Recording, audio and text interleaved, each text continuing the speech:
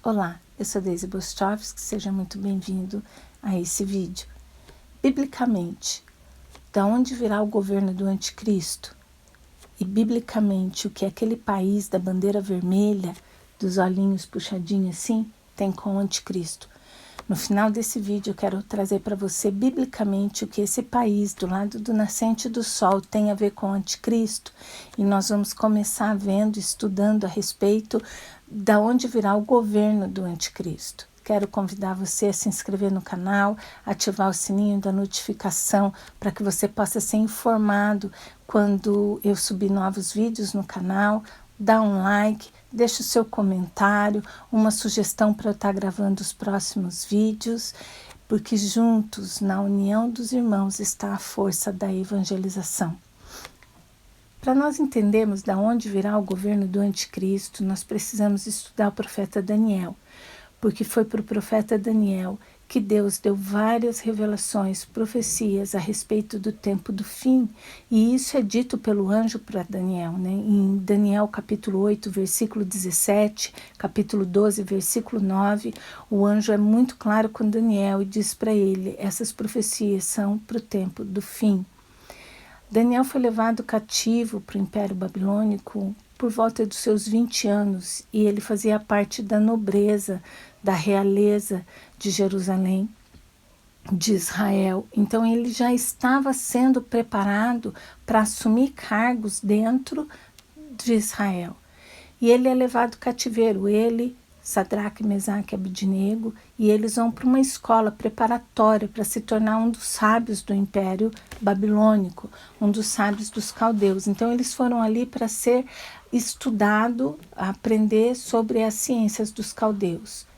No segundo ano que Daniel estava ali, o rei Nabucodonosor teve um sonho, aquele famoso sonho da estátua do rei Nabucodonosor. E ele chama então os magos, os feiticeiros, os encantadores e pede para que eles deem a interpretação do sonho, mas o sonho havia escapado da sua mente, ele não se lembrava direito do que ele sonhava, que ele tinha sonhado, e aquele sonho perturbava ele. Ele queria também que os magos dessem o sonho para ele, mas os magos, os encantadores e os feiticeiros falaram que não poderiam dar o sonho para ele. Poderia dar sim a sua interpretação, mas o sonho não. E ele diz que se eles não trouxessem o sonho, todos eles seriam mortos, né? E eles não puderam fazer isso, então eles vão recolhendo esses magos e vão atrás de Daniel, que estudava para se tornar um dos magos ali do Império Babilônico. E Daniel, que não estava nem sabendo do assunto, pede para ser introduzido na presença do rei, e ali ele pede ao rei um tempo para que ele pudesse trazer para o rei o sonho e a interpretação desse sonho. E Daniel vai orar junto com seus amigos, pedindo a Deus o sonho e sua interpretação, e Deus concede a Daniel esse sonho, e Daniel então entra na presença do rei e diz claramente, nenhum ser humano poderia fazer isso, mas o Deus do céu pode, e ele me deu o sonho e a interpretação desse sonho. Esse sonho, ele traz 4 metais que significam 4 governos humanos. E isso foi por volta dos 20 anos de Daniel. Passando muitos anos, Daniel tem um sonho com 4 animais que representam esses 4 governos. É uma testificação de Deus a respeito do que haveria de ser no final dos tempos. Daniel já estava com mais de 80 anos quando ele teve o sonho com os 4 animais. E o profeta João, no Apocalipse, também tem uma revelação desse governo humano. Então eu quero colocar esses 3 sonhos, essas 3 revelações, essas 3 profecias, unindo elas passo a passo para que a gente possa entender de onde virá o governo do anticristo, porque se refere ao governo humano. A primeira parte desse sonho, Nabucodonosor vê uma estátua muito grande, com uma aparência terrível, e a cabeça dessa estátua era de ouro fino. E Daniel diz para o rei, fala, olha rei, você é a cabeça dessa estátua, Você é o Império Babilônico, é a cabeça dessa estátua. No sonho de Daniel, aparece esse Império da Babilônia para ele como um leão com asas de águia. O leão é o rei dos animais e a águia é o rei dos pássaros. E essas asas, elas significam rapidez nas conquistas do Império da Babilônia. Eles tiveram muita rapidez, se estabeleceram com muita rapidez, mas essas asas, durante o sonho de Daniel, elas são arrancadas do leão, significando então que eles perderiam o poder da conquista rapidamente, né? E isso aconteceu. Na segunda parte da estátua, o peito e os braços da estátua eram de prata, significando o Império Médio Persa. Né? São dois impérios que se uniram e por isso talvez a simbologia dos braços, Médio Persa, né? E você vai conhecer porque o Médio sempre é se referido como rei Dario e Ciro como rei persa. Tem bastante referência a eles em Isaías, né? E esse segundo império durou 205 anos. No sonho que Daniel teve, aparece como um urso. E o urso ele é conhecido porque ele é um animal muito feroz. Esse império conquistou o império, tomou o império da Babilônia, que era uma fortaleza. Eles acreditavam que eram indestrutíveis, mas o Império Médio-Persa conseguiu tomar esse império através da guerra. E eles conquistaram também a Lídia e o Egito. Então eles conquistaram ali, simbolizando aquelas 3 costelas que esse urso traz na sua boca. A terceira parte, o terceiro metal, significando o terceiro governo, é o quadril, que era de bronze. O ventre e o quadril da estátua era de bronze, que foi o Império Grego-Macedônio de Alexandre o Grande. Alexandre começou a governar com 20 anos e ele tomou toda a extensão daquela terra até os seus 32 anos. Em 12 anos ele conquistou tudo e ele morreu com 32 anos sem deixar filhos, sem deixar ninguém. E no sonho de Daniel, aparece para Daniel um leopardo com 4 asas e 4 cabeças. O leopardo e o guepardo são os animais mais velozes da natureza, mas esse leopardo tinha 4 asas. Além da velocidade que ele já tinha por si só, foi dado para ele asas para que ele conquistasse com mais velocidade ainda. Então você vê que ele conquistou tudo em 12 anos. E as 4 cabeças foram seus 4 generais. Quando Alexandre morre com 32 anos, ele não tinha descendência, então o seu império foi dividido em 4, passando para os seus 4 generais. Né? O próximo metal é o ferro, e o ferro vai ser nas pernas e nos pés. Mas olha só, nos pés ele já recebe uma outra mistura. Nas pernas, o Império Romano, e ele se divide em 2, Império Romano Ocidental, que é Roma, e o Oriental, que é a Turquia. Esse império foi o maior em tempo e foi o maior em poder. Ele durou 622 anos. A palavra do Senhor diz que ele seria forte como ferro, que a tudo quebra e a tudo esmiuça. Então nós tivemos 4 metais e agora é o 4º animal que Daniel vê e ele não consegue nem dizer que animal era aquele. Ele diz que é um animal terrível, espantoso e sobremodo forte e que tinha os dentes de ferro, o mesmo metal da estátua das pernas do Império Romano. E esse animal que ele vê tinha as unhas de bronze, significando a rapidez de Alexandre o Grande. Né? Ele tinha 10 chifres, sobe um chifre, que é o anticristo, ele é levantado desses 10 reinos, e ele abate 3 reis quando ele é levantado. Isso daí já é o sonho de Daniel, do profeta Daniel. A Bíblia diz no capítulo 7, que é o capítulo onde tem a revelação do sonho que Daniel teve, ela diz que esse reino devorará toda a terra não se refere a uma parte da terra, não se refere somente a Israel, mas diz que esse governo devorará toda a terra, a pisará e a fará em pedaços. E a gente observa que foram 4 metais e 4 animais. Você vê que o ferro ele desce para os pés da estátua. Só que o Império Romano ele se extinguiu, ele acabou.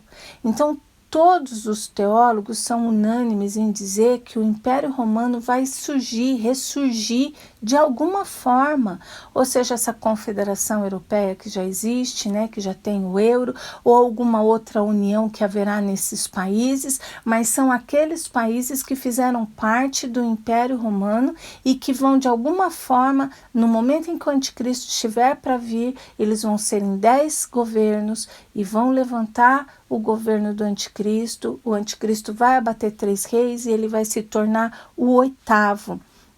Portanto, o ferro continua e o Império Romano vai ressurgir com a chegada do anticristo, para que o anticristo possa assumir. O profeta João, em Apocalipse 13, ele vê a besta, e a besta tem 10 chifres e 7 cabeças. Agora, olha só, ele vê o contrário, os animais, né? Ele vê uma besta que era semelhante ao leopardo, ao urso e ao leão. No sonho de Daniel, ele viu o leão, o urso e o leopardo e essa besta.